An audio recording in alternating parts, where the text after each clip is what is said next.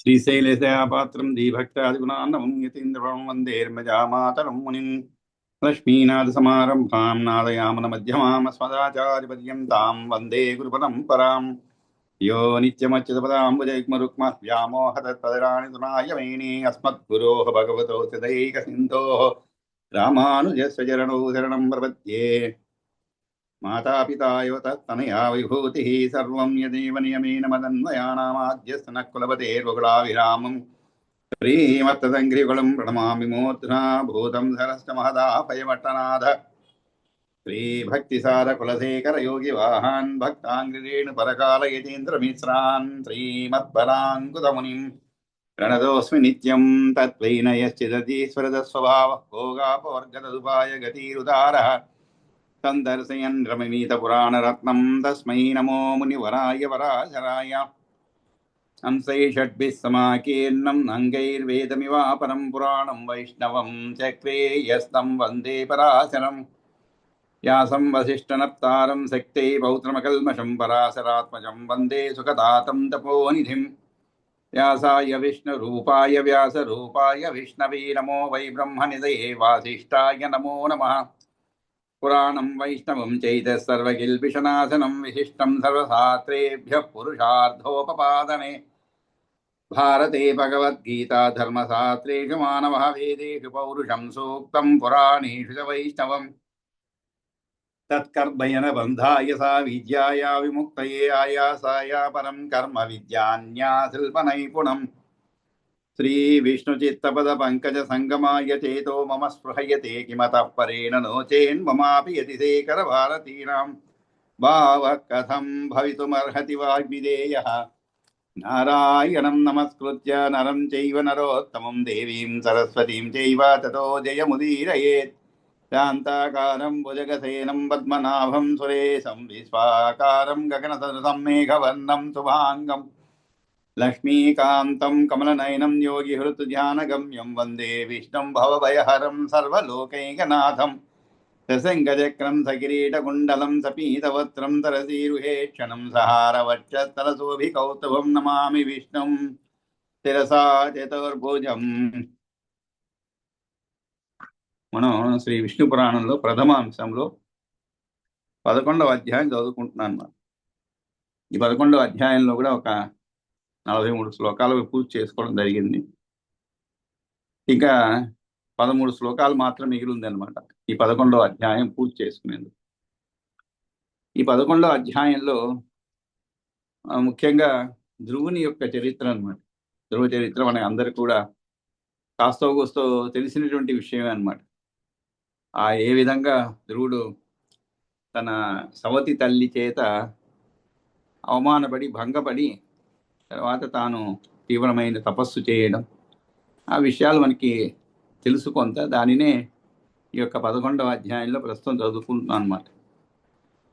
కాబట్టి ఈ విధంగా సురుచిర్ దైత ఈ విధంగా ఈ యొక్క సవతి తల్లి చేత భంగపడినటువంటి ధ్రువుడు పాపం కోపంతో చాలా బాధతో ఇంటికి వస్తాడనమాట. అసలు విషయం ఏమిటంటే, ఏ విషయంలో భంగపడ్డాడంటే తన తండ్రి యొక్క అంకాన్ని అంతకుముందే తన యొక్క అన్న అయినట్లు ఉత్తముడు కూర్చొని ఉండడం చూసి ఉత్తానపాదుడి యొక్క తనయులు వీళ్ళు ఇరువురు కూడా కూర్చొని, అంటే తల్లులు వేరు తండ్రి ఒక్కనే అన్నమాట. కాబట్టి దాన్ని చూసి అక్కడ ఉండేటువంటి ఆ సురుచి ఆమె ఈయన కొంత ఎగతాళిగా మాట్లాడుతుంది అనమాట, నీకు అర్హత లేనట్లుగా. అంతేకాకుండా రాజు కూడా ఆ సురుచి యందు ఎక్కువ ప్రేమ కలిగినటువంటి వాడు అనమాట. అదేవిధంగా ఆమె యొక్క కుమారుడు యందు కూడా. అందువలన అతను కూడా ఏమీ అనకుండా పోవడం, ఇవన్నీ కూడా అందులో నీకు అర్హత లేదు, నీవు అర్హత సంపాదించాలంటే నా గర్భమును పుట్టి ఉండవలసినది, ఇవన్నీ కూడా చెప్తారన్నమాట. దానితో ఆమె చెప్తుంది, దానితో చాలా అవమానపడినట్లుగా వెంటనే ఇంటికి రావడం జరుగుతుందన్నమాట. ఇంటికి వచ్చి తల్లితో ఆ వృత్తాంతం అంతా కూడా చెప్పడం జరుగుతుంది. అంతేకాదు అక్కడ ఆ సమయమునందు తన తండ్రి కూడా ఉన్నాడు అనేటువంటి విషయం కూడా చెప్తారన్నమాట. అంటే ఇదంతా ఎవరి సమక్షంలో జరిగింది? తండ్రి సమక్షంలో జరిగింది అని చెప్తారు. అప్పుడు అమ్మ అయినటువంటి సునీతి ఆమెను అతనిని ఏదో కొంత అంటే మరి కుమారుడు ఈ విధంగా భంగపడ్డాడని చెప్పి ఆమె కూడా నాకు స్వాంత వసనాలు పలకడము అవన్నీ కూడా మనం చదువుకున్నాం అనమాట. ఇంకా ఏమని చెప్తుంది ఆమె, సురుచి చెప్పిన విషయం కూడా సరి అయినదే. ఎందుకంటే నీవు చాలా మందభాగ్యుడవు, పుణ్యం చేసుకున్న సుకృతాత్మలకు భగవారు సపత్నులు ఇలా అనలేరు. సురుచి సత్యమాహేదం స్వల్పభాగ్యోసి పుత్రకా నహి పుణ్యవతాం వత్స సపత్నై ఏవముచ్యతే. అందువల్ల నీవు ఈ విషయం గురించి ఎక్కువ ఆకులపాటు చెందకు తండ్రి. నా ఉద్వేగస్తాద కర్తవ్య కృతం యద్భవతా పురా తతో తత్ కోపహర్తుం కోపహర్తుం శక్నోతి దాతుం కశ్య అకృతం త్వయ. అంటే నీచే చేయబడిన దాన్ని ఎవరు మాత్రం ఇయ్యగలరు, కాబట్టి నీవు అటువంటి కోపాన్ని వదిలిపెట్టమని చెప్పడం. ఆ వెంటనే అన్యజన్మకృతై పుణ్యే సురుచ్యాం సురుచి నృప భార్యేతి ప్రోచ్యతే చ అన్యా మద్విధ భాగ్యవర్జిత. అంటే ఇతర జన్మలో చేసుకున్న పుణ్యాల వల్ల సురుచేందు రాజు మంచి ప్రీతి కలిగిన వాడయ్యాడనమాట. దురదృష్టం నాలాంటి భాగ్యహీనురాలు అన్య కారణం వల్ల భారీగా మాత్రమే చెప్పబడుతుంది అని చెప్పి ఇవన్నీ చెప్పడం. అన్నీ విన్న తర్వాత అని చెప్తాడనమాట. అప్పుడు ధ్రువుడు చెప్తాడు, నీవు ఏదైతే ఇంకా ఒక చక్కటి సందేశాన్ని ఇస్తుందనమాట. ఒక సందేశాన్ని ఉపదేశం చేస్తుందని చెప్పుకోవచ్చు మనం. ఎందుకంటే నీవు ఏదో కోల్పోయావని బాధపడుతున్నావు, కానీ దానికంటే కూడా గొప్పదైనటువంటి దాన్ని నువ్వు పొందవచ్చు. దానికి తగినటువంటి ప్రయత్నం చేయని చెప్తున్నమాట. ఆ అబ్బాయి ఒకవేళ కర్మగాలి ఏదో ఒక కాంపిటీషన్ ఎగ్జామ్లో ఒక దాంట్లో రాలేదనుకోండి, పాపం ఆశించినటువంటి ఫలితం అందలేదు, కానీ అతను నిరుత్సాహంలో ఉంటాడు. అప్పుడు మనం ఏం చెప్పాలి, దీనికంటే కూడా మెరుగైన దాని గురించి ప్రయత్నించరా, ఇది ఎంత అని అలా చెప్పగలిగితే అతను కూడా ఉత్సాహపడి, అలాంటి ఎన్నో జీవితాలు చూస్తుంటాం మనం. ఎంతోమంది మన గొప్ప గొప్ప వాళ్ళు అయ్యారు అంటే వాళ్ళందరూ కూడా తమ యొక్క వైఫల్యాలని ఎప్పుడు కూడా మనసులో పెట్టుకోలేదు, కొంతకాలం పెట్టుకున్నారు. ఎందుకంటే ఆ వైఫల్యం నుండే విజయాన్ని సాధించాలన్నమాట. ఆ వైఫల్యం నుండే ఆ యొక్క అగ్ని అంటాం, ఫైర్ అంటాం ఇంగ్లీష్లో, ఫైర్. ఆ ఫైర్ దాంట్లోంచి రావాలన్నమాట. కొంతకాలం బాధపడతారు, ఆ తర్వాత దానికంటే గొప్పదైన మెరుగైన దాన్ని సాధించినప్పుడు అబ్బా నాకు అది రాకపోయిందే మంచిదైంది, ఏమంటే అదే వచ్చి ఉంటే దాంతోనే ఏదో జీవితం గడిచిపోయేది, కానీ అది రానందువలన ఇటువంటి ఉన్నత స్థితికి చేరుకున్నానని చెప్పి ఆ తరువాత ఇతరులకు మార్గదర్శనం చేసుకునేటప్పుడు వాళ్ళ అనుభవాలు చెప్పుకుంటూ ఉంటారు. అదేవిధంగానే ఐపీఎస్ వచ్చిన వాళ్ళు కూడా, అయ్యో నేను ఐఏఎస్, చాలామంది చూస్తుంటాం ఐపీఎస్ వచ్చిందని సంతోషపడరు. అంటే పోలీస్ డిపార్ట్మెంట్లో చాలా గొప్ప ఇది అనమాట. అందులో ఇండియన్ పబ్లిక్ అడ్మినిస్ట్రేటివ్ సిస్టంలోనే అది ఒక గొప్ప ఐపీఎస్ అనేది. ఆ పైన కొద్దిగా పైన ఐఏఎస్ అంటే సివిల్ ఇదనమాట. అయ్యో అది రాలేదని చాలా చింతిస్తే, కానీ దీన్ని వదులుకోకుండా దీంట్లో ఉండి దాన్ని సాధించిన వాళ్ళు ఎంతోమంది ఉన్నారు. వాళ్ళ విజయగాథలన్నీ వింటుంటే మనకు రోమాంచితం అంటారు. అటువంటి విజయగాథలు మగవారి కాదండి, స్త్రీలు ఇంకా గొప్పగా విజయగాథలు ఉన్నాయి. స్త్రీలలో కూడా పట్టుదలకు ప్రతీతి అన్నమాట. వాళ్ళందరూ కూడా పట్టుదలకు మారు పేరని చెప్పవచ్చు. మగవాడి కంటే కూడా స్త్రీలో పట్టుదల ఎక్కువగా ఉంటుందని అనుకుంటాం, కానీ ఏదో అబలలు అనుకుంటాం మేమేదో బలవంతులం అని చెప్పి. కానీ మానసికంగా చూస్తే కొన్ని విషయాల్లో కొంచెం దౌర్బల్యాన్ని ప్రకటించినా కూడా పట్టుదల అంటూ వస్తే ఏదైనా సాధించాలి అనేటువంటిది మగవారి కంటే కూడా తక్కువ వారు కాదు. కాకపోతే ఆ పట్టుదల రావాలి, అది వస్తే దానికి కావలసినటువంటి పరిస్థితులు వాళ్ళే కల్పించుకుంటారనమాట. ఎవరో కల్పించే అవసరం లేదు, దానికి తగ్గట్లుగానే వాళ్ళు తమ యొక్క జీవ విధానాన్ని మార్చుకొని దానికి తగ్గట్లుగా ఫలితాన్ని సంపాదించుకోగలుగుతారు. ఎంతోమంది చూస్తున్నాం, ఇప్పుడు అందరికీ తెలిసిన విషయాలే. పాత రోజుల్లో ఈ విజయగాథలు ఎక్కడో జరుగుతుంటే మనకి తెలిసేది కాదు, కానీ ఈరోజు ప్రపంచంలో ఏ మూల ఏది జరిగినా కూడా మనకి స్ఫూర్తిదాయకంగా ఉండేటువంటి విషయాలన్నీ కూడా మన కల్టెడ్లో ఉన్నట్లుగా మనకి తెలుస్తూ ఉన్నాయి. ఇన్ఫర్మేషన్ టెక్నాలజీ అన్నమాట. ఆ విధంగా ఇక్కడ పాపం ఇవన్నీ ఎందుకు చెప్తున్నానంటే, తన యొక్క కుమారుడు అంతటి దుఃఖంలో ఉన్నాడని చెప్పి చక్కటి ఉపదేశం చేస్తుందన్నమాట. ఏమని, ఎదివా దుఃఖం అత్యర్థం సునిత్యా వజసాతవా తత్పుణ్యోపచయే యత్నం కురు సర్వఫలప్రదే అన్నారు. అంటే నీకు ఒకవేళ దానివల్ల చాలా బాధపడుతూ ఉన్నావు అంటే నువ్వు దానికి కావలసినటువంటి సరైన మార్గాన్ని ఎన్నుకొని అటువంటి పుణ్యాన్ని సంపాదించుకో అని చెప్పి ఒక చక్కటి సందేశాన్ని చెప్తుంది అనమాట. ఆ విధంగా ఇంకా సుశీలోభ ధర్మాత్మ మైత్ర ప్రాణి హితేరత నిమ్నం యథా ఆప ప్రాణా పాత్రం ఆయాంతి సంపద. అర్హుడైన వాడి దగ్గరికి అన్నీ వస్తూ ఉంటాయండి. అర్హుడైన వాడికి, అర్హత లేని వాడి దగ్గరికి ఏది రాదు. కాబట్టి సుశీలుడు, ధర్మాత్ముడు, స్నేహపాత్రుడు, సర్వభూత హితాసక్తుడు కమ్ము. నీరు ఎలా ప్రవహిస్తుందండి? దానికి ఎవరైనా చెప్పారా? ఎవరన్నా నీరు పల్లానికి ప్రవహించాలని మనం ఏం చెప్పాల్సిన అవసరం లేదు. నీళ్లు కింద పడితే ఆ పల్లం ఎటుపక్క ఉందో మనకి తెలుస్తుంది అనమాట. అంటే దాని ద్వారా తెలుస్తుంది మనకి, నీళ్ళ ద్వారా మనకి పల్లం ఎటువైపు ఉంది ఇల్లు అని తెలుస్తుంది మనకి. ఆ విధంగా సంపదలు కూడా, పాత్రలు, ఇవన్నీ చెప్తూ వస్తుంది అనమాట. కానీ పాపం ధ్రువుడు వింటాడు. చివరికి సరే నీవు ఏదో ఊరడింపు కలిగేట్లుగా నీ ఉపదేశం చేశావు, అయినా కూడా సుడిచి పలికిన దుష్టవాక్యాలు చెప్పిన నా హృదయంలో అది శాంతినిస్తూ నిలిచేది కాదని చెప్పి, దానికంటే కూడా గొప్పదైనట్టు ఏదైతే నా తండ్రి కూడా సాధించలేదో దానికంటే కూడా గొప్పదైనటువంటి దాన్ని నేను సాధిస్తాను. అంటే ఏమిటి? ఆ తండ్రి యొక్క అంకమునందు కూర్చునేందువల్ల కలిగినటువంటి ఆనందం అనేటువంటి ఒక చిన్న విషయంగా భావిస్తున్నాడు. చూడండి, అదే ఏదైతే తను అంతగా బాధపడ్డాడో ఆ విషయమే చాలా చిన్నదిగా చూస్తున్నాడు అనమాట. అది కూడా మనకి తెలుసుకోవాల్సిన విషయం. ఇవన్నీ కూడా పురాణాల్లో చాలా ఉన్నాయండి మనకి. కాకపోతే దాన్ని మనం ఆ విధంగా ఒక కథగా కాకుండా, ఎందుకు ఈ విషయం పైన మరీ మరీ చెప్తున్నా అంటే, ఒక కథగా కాకుండా పురాణం అనేది మన జీవితాన్ని గతిని మార్చగలిగేటువంటి శక్తి కూడా ఉంది. మన జీవిత గతిని ఇది మార్చగలుగుతుంది అన్నమాట, మార్పు తేగలుగుతుంది. కాకపోతే దానిని ఏ అర్థంలో చెప్పారు, ఏ విధంగా మనం మలుచుకోవాలనేది మన శక్తి పైన ఆధారపడి, మన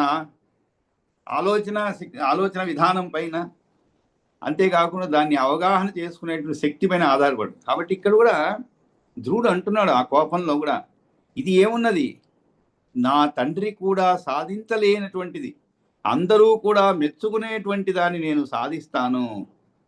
శక్తి ఎవరి చేత ఇయ్యబడని స్థానాన్ని పొందగోరుతున్నాను నేను స్వయం శక్తితో అన్నాడు. అది కూడా నాకు ఎవరు అవసరం, రికమెండేషన్ అవసరం లేదు, నేనే బాగా చదివి కాంపిటేటివ్ ఎగ్జామ్లో పాస్ అవుతా అన్నట్లుగా అనమాట.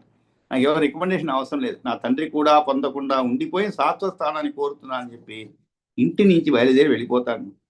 ఆ వెళ్ళినటువంటి వాడు ధ్రువుడు అలా వెళ్ళిపోయి ఒక చోట ఆ ఉద్యానవనానికి వెళ్తాడనమాట. ఇంటి నుండి వెడలి నగరం నిర్గమించి బయట అక్కడ సప్త ఋషులుగా కనబడతారనమాట.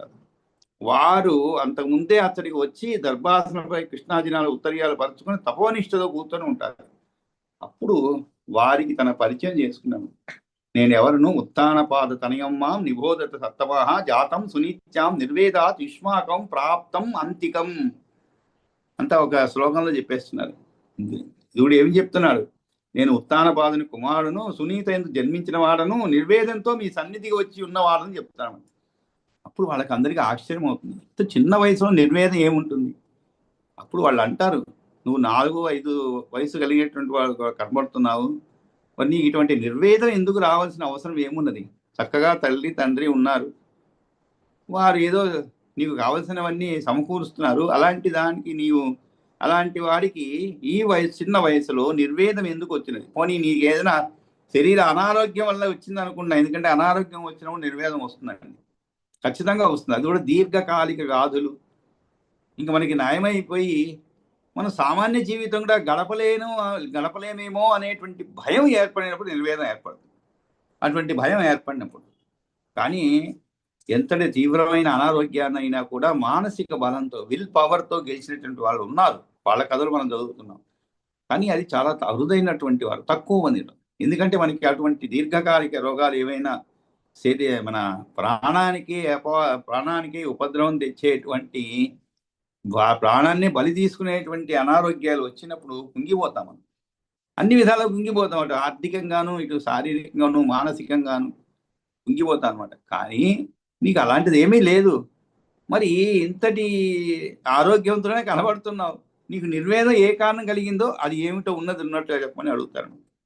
అప్పుడు వారికి జరిగినటువంటి అవమానాన్ని అంతా కూడా వివరించి చెప్తాడు. ఆ మునులు అంతా కూడా అది విని ఒకరితో ఒకరు ఇలా అనుకుంటారని చెప్పి, ఆహా, ఇంత చిన్న వయసులోనే క్షత్రియ జన్మ, ఉత్తమ తేజస్సు బాలుడు కాబట్టి అవమానం సహించలేకపోతున్నాడు, సవతి తల్లి పలికిన ములుకులు లాంటి మాటలు ఇతని హృదయం నుంచి బయటకు తొలగిపోవటం లేదని చెప్పి అతనితో అలా చక్కగా, అంటే ఇది వాళ్ళలో వాళ్ళు మాట్లాడుకుంటారు అని భావించి వారు అంటారనమాట, ఈ నిర్వేగంతో నీవు నిర్వేద గ్లానితో నీవు ఇప్పుడు ఏమి చేయదలుచుకున్నావు అని చెప్పి వాళ్ళు అడుగుతారనమాట.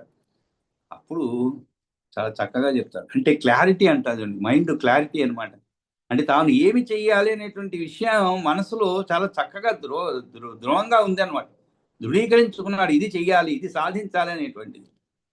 ఇది చాలా మన జీవితాల్లో కూడా ఇది చాలా అవసరం అండి. మనం ఏదైనా ఒకటి సాధించాలి అనుకునేది అది ఏమిటి అనేది మనకి మనసులో ఎప్పుడు కూడా మెదులుతూ ఉండాలన్నమాట.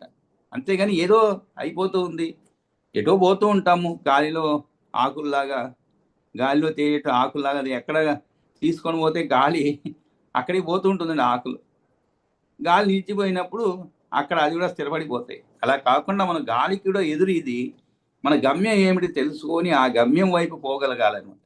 అదే ధ్రువుడు చెప్తున్నట్టు విషయం అనమాట. అందుకనే చాలా చక్కగా చెప్తున్నాడు, నాకేం అవసరం లేదు.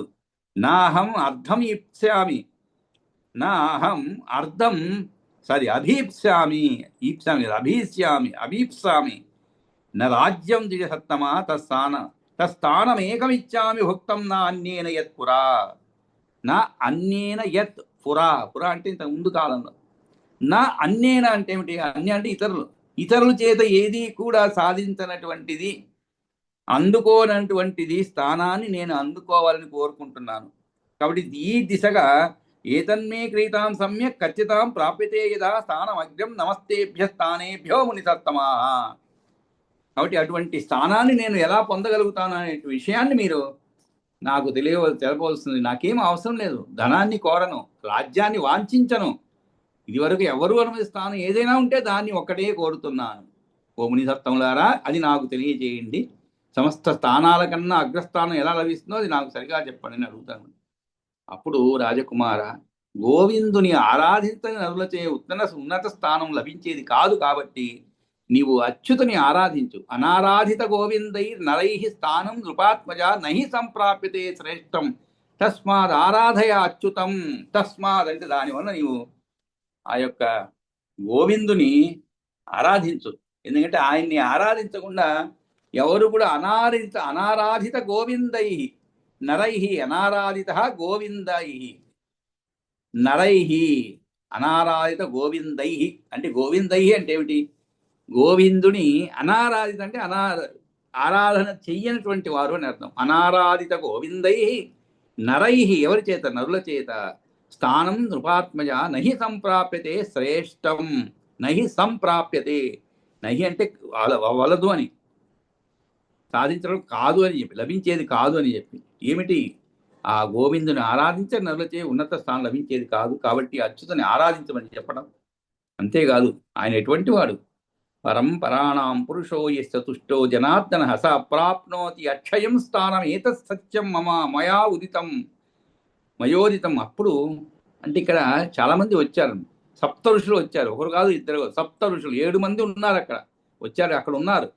కాబట్టి ఒక్కొక్క ఋషి, మనం కూడా ఒక నలుగురు చేరామనుకోండి, ఎవరైనా మా దగ్గర సలహాకు వస్తే ఎవరికి తెలిసిన సలహా వాళ్ళు చెప్తుంటారు.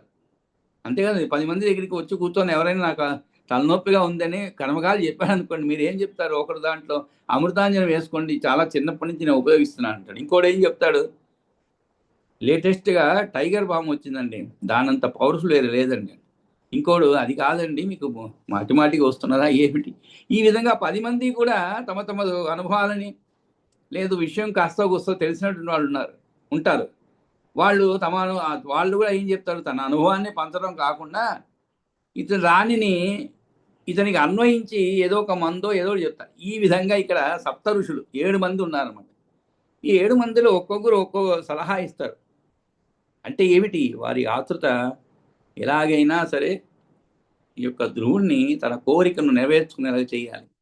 ఏ స్థానం అయితే ఇంతవరకు ఎవరు పొందలేదు అటువంటి స్థానాన్ని ఇతను పొందే విధంగా చేయాలి. అందుకనే మరీషి ఉవాచ అని చెప్పండి మొదట. అదే అనారాధిత గోవిందై నరై స్థానం చెప్తాడు.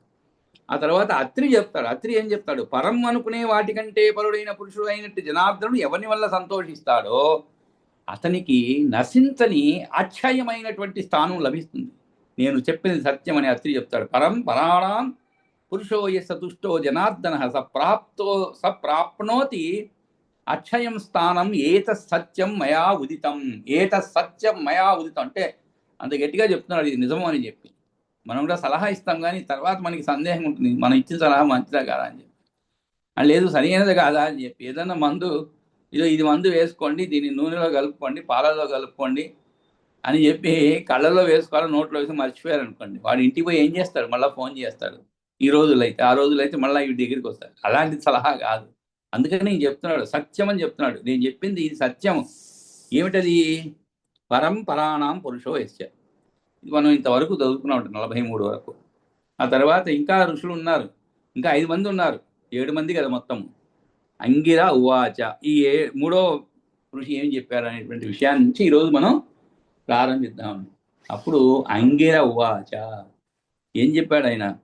పరంబ్రహ్మ అది యస్య అంతఃసర్వమే వేదం అచ్యుతస్య అవ్యయాత్మనః తం ఆరాధయ గోవిందం స్థానం అగ్రం యది ఇచ్చసి.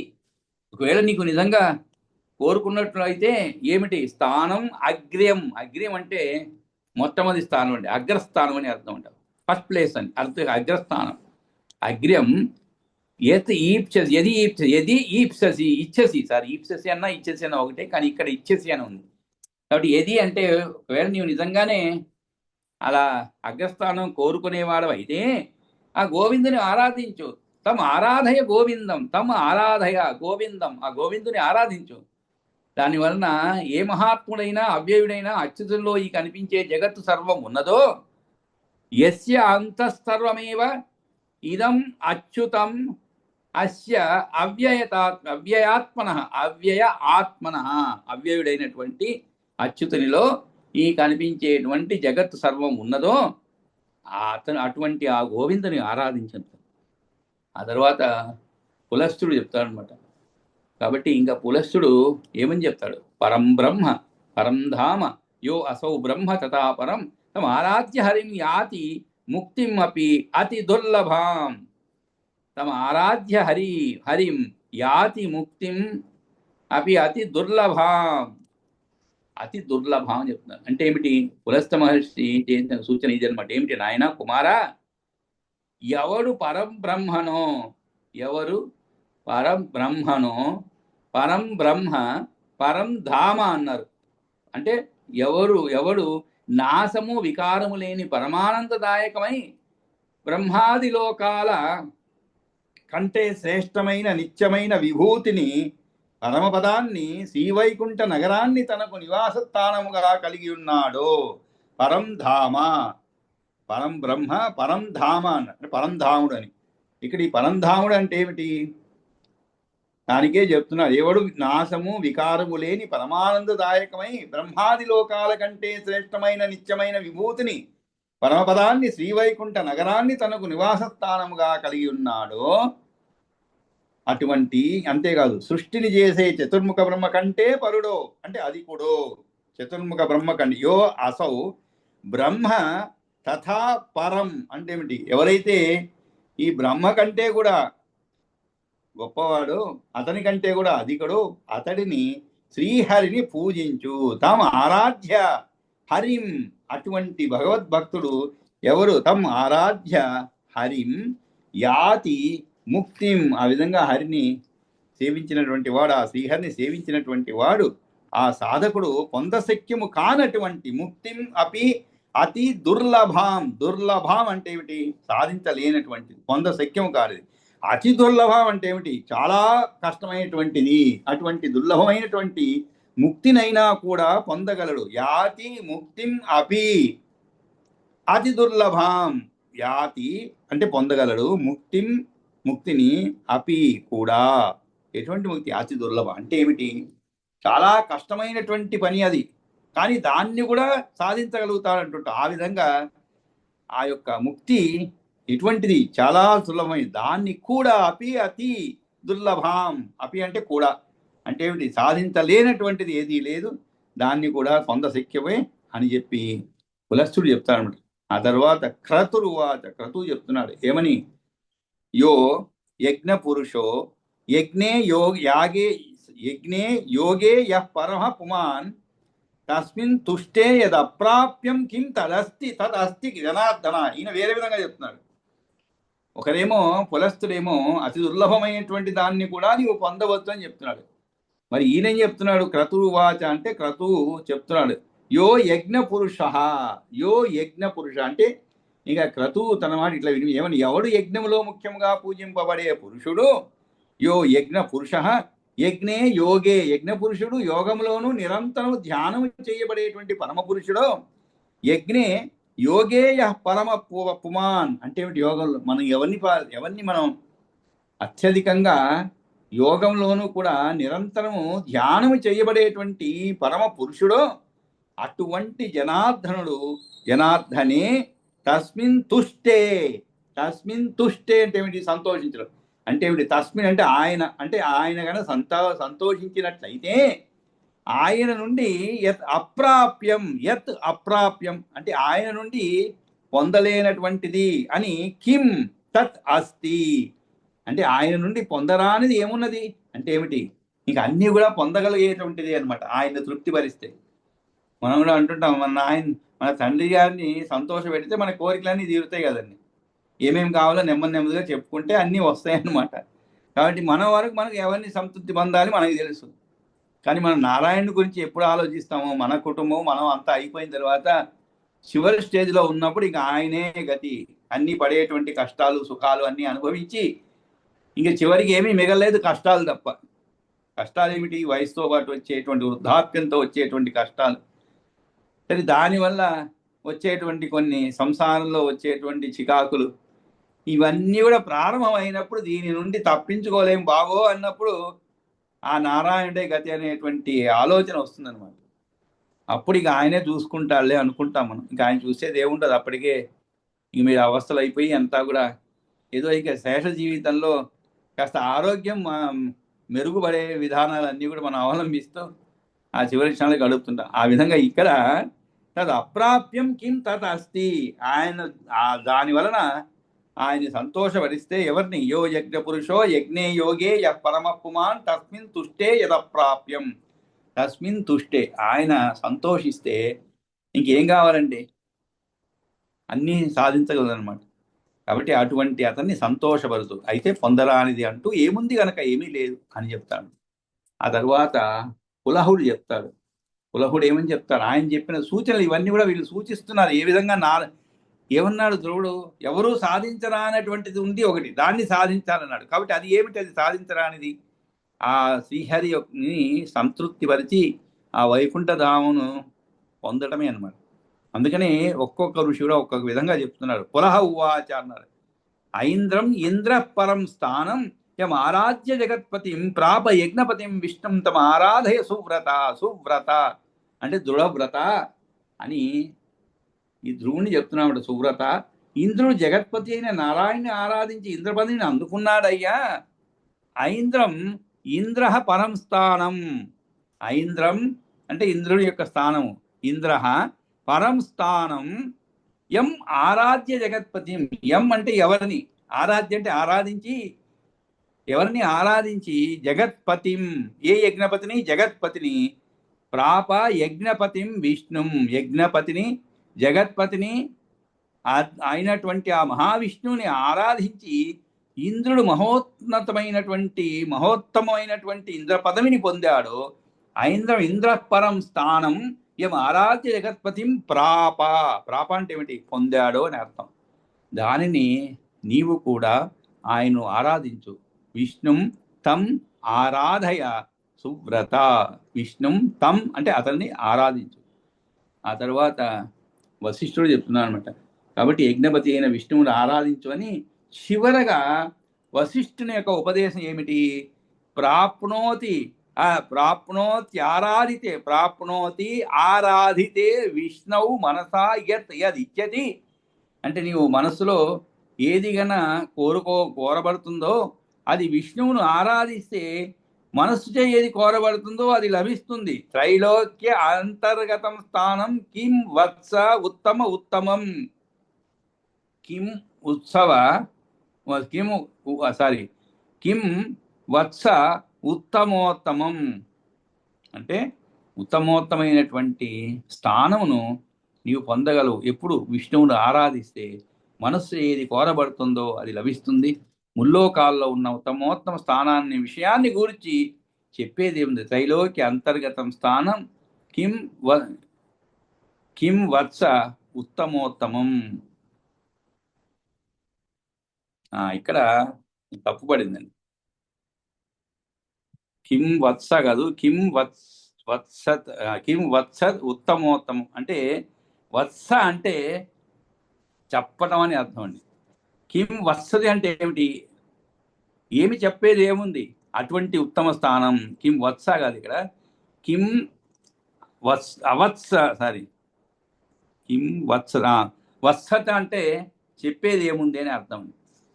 వత్సత ఉత్తమోత్తమం అంటే ఏమిటి? ఆ ఉత్తమోత్తమ స్థాన విషయాన్ని గురించి చెప్పేది ఏముంది అని చెప్పి సప్తఋషులు వచించారనమాట.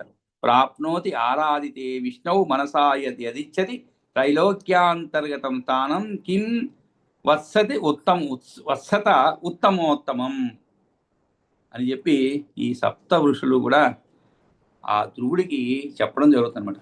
ఆ తర్వాత ఆ ధ్రువుడు కూడా వారి చెప్పినటువంటి విషయాలని కూడా వింటాడన్నమాట. విని ఆయన వారికి ఏమి సమాధానం చెప్పాడని చెప్పి, కాబట్టి మరీచి నుంచి ప్రారంభమై సప్త ఋషులు కూడా అనారాధిత గోవిందై నరైస్థానం నృపాత్మజ నహి సంప్రాప్యతే శ్రేష్టం తస్మాత్ ఆరాధయ అచ్యుతం పరఃపరాణాం పురుషో యశ్చతుష్టో జనార్దన స ప్రాప్నోతి అక్షయం స్థానం ఏతత్ సత్యం మయా ఉదితం యస్యాంతః సర్వమేవేదం అచ్యుతస్య అవ్యయాత్మనః తమ ఆరాధయ గోవిందం తానమగ్రం యదీచ్ఛసి పరం బ్రహ్మ పరం ధామయో అసౌ బ్రహ్మ తథా పరం తమ ఆరాధ్య హరిం యాతి ముక్తిం అపి అతి దుర్లభా ముక్తిమప్యతి దుర్లభా అనేది ముక్తిం అపి అతి దుర్లభాం యో యజ్ఞ పురుషో యజ్ఞే యోగేయ పరమ పుమాన్ తస్మిన్ తుష్టే యదప్రాప్యం కిం తదస్తి జనార్దనే ఐంద్రవింద్ర పరం తానం యమారాధ్య జగత్పతిం ప్రాప యజ్ఞపతిం విష్ణుం తమారాధయ సువ్రత ప్రాప్నోతి ఆరాధితే విష్ణు మనసా యదిచ్చతి త్రైలోక్య అంతర్గత స్థానం కిం వత్సోత్తమోత్తమం. ఈ విధంగా వీరందరూ కూడా చెప్పడం జరుగుతుందన్నమాట. ఆ తరువాత ఆరాధ్య ధ్రువుడు చెప్తున్నాడు ఏమని? ఆరాధ్య కథితో దేవో భవద్భిః ప్రణతస్య మే మయా తత్పరితోషయ యజ్ఞప్తవ్యం తదుచ్యతాం. యజ్ఞ యత్ జప్తవ్యం. సరే, యజ్ఞ కాదండి, యజ్ఞ. కొన్ని ప్రింటింగ్ మిస్టేక్స్ ఉన్నాయి. పరితోష యత్ జప్తవ్యం, అది యజ్జప్తవ్యం.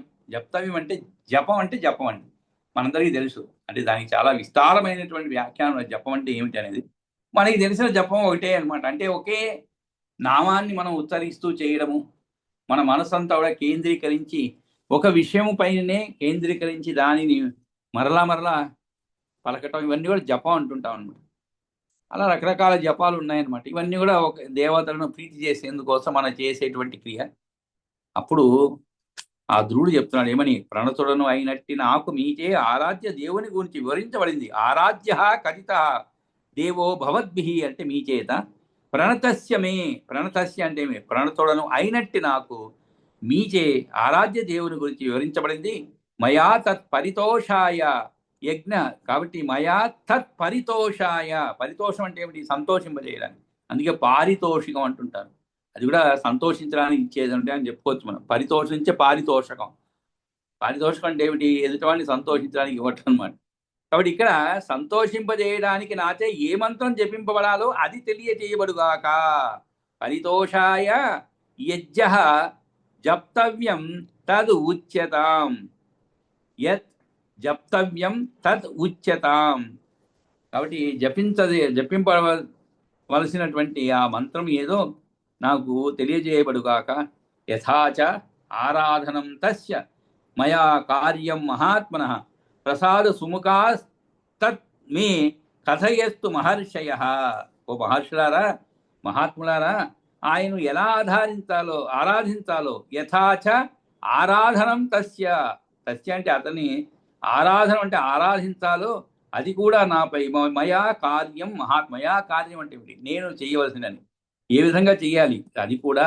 ప్రసాద సుముఖా తత్ మే, ప్రసాద సుముఖా తత్ మే మే అంటే నాకు, కాబట్టి ఎలా ఆరాధించాలో అది కూడా నాపై అనుగ్రహం చూపించి, ప్రసాద అంటే ఏమిటి, అనుగ్రహం చూపించడం, ప్రసాద సుముఖ తత్ మే కథయంతు మహర్షయ, కాబట్టి అనుగ్రహం చూపించి సుముఖులై తెలియజేయండి అని ప్రార్థిస్తాడనమాట. అప్పుడు ఋషులందరూ కూడా ఆయన యొక్క విన్నపాన్ని విని చెప్తున్నారు. ఋషే ఊచుహన్ అంటే ఋషులు చెప్పారు ఏమని, రాజపుత్ర యథా విష్ణో ఆరాధన పరై నరై కార్యం ఆరాధనం తత్మే యథావత్ శ్రోతుం ఇచ్చసి శ్రోతుం అర్హసి, యథావత్ శ్రోతుం అర్హసి. అప్పుడు సప్తరులు చెప్తున్నారు ఏమని, రాజకుమార రాజపుత్ర యథా విష్ణు ఆరాధనం, యథా విష్ణో ఆరాధనం అంటే రాజపుత్ర విష్ణువును ఆరాధించడమే పరమలక్ష్యముగా ఉన్న నరులు, పరమలక్ష్యముగా ఉన్నటువంటి నరులు యథా విష్ణో ఆరాధన పరై నరై, ఆరాధన పరులంటే ఏమిటి, అదే పనిగా చేసేటువంటి వారు, అంటే అదొక విషయముపైనే ధ్యానం ఉంచేటువంటి వారు. అటువంటి విష్ణో ఆరాధన పరై నరై, పరై నరై, అది పరై నరై అవుతుంది. నరై అంటే మనుషులు. ఎటువంటి వారు, విష్ణువును ఆరాధించేందుకు ఆసక్తి గల నరులచే చేయబడేటువంటి కార్యం ఆరాధనం తత్ మే యథావత్ శ్రోతం అర్హసి, కాబట్టి ఆ ఆరాధన గురించి నీకు చెప్తాము, అది ఉన్నట్లు విను. అది కూడా ఎటువంటిది, ఆసక్తి గల నరులచే చేయబడే ఆరాధన గురించి, కార్యం ఆరాధనం తత్మే యథావత్ శ్రోతుం అర్హసి, యథావత్ శ్రోతుం అర్హసి అంటే ఏమిటి, ఉన్నట్లు విను అని చెప్పి, నీవు ఏ విధంగా వినేందుకు అర్హుడవు ఆ విధముగా మీకు నేను చెప్తాను, ఈ విషయాన్ని ఆయన అర్పించే విధానాన్ని చెప్తున్నాము, శ్రద్ధగా ఆలకించు అని చెప్పి ఋషులు చెప్పటం. ఆ తర్వాత బాహ్యార్థాన్ అఖిలాన్ చిత్తం త్యాజయేత్ ప్రథమం నరః తస్మిన్నేవ జగద్ధామ్ని తతః కుర్వీత నిశ్చలం, జగద్ధామ్ని తతః కుర్వీత నిశ్చలం. ఇక్కడ బాహ్యార్థాన్ అఖిలాన్ చిత్తం త్యాజయేత్ ప్రథమం నరః, సరే ఇవన్నీ సాధించాలంటే ఏం చేయాలి అని అడిగినందుకు వీరు చెప్తున్నారు. మొట్టమొదటిగా చేయవలసిన పని ఏమిటి, బాహ్యార్థాన్ అఖిలాన్ చిత్తం. బాహ్యార్థం అంటే ఏమిటి, అష్టాంగ యోగ మార్గముగా సాధ్యమయ్యేటువంటి చిత్త సమారాధన పూర్వకముగా మంత్ర జపాన్ని ఉపదేశిస్తున్నారు. ఏమని, అందులో మొదటగా బాహ్యార్థములు అంటే ఏమిటి, బాహ్యార్థాలు ఏవి, శబ్ద స్పర్శ రూప రస గంధాలను అని అర్థం.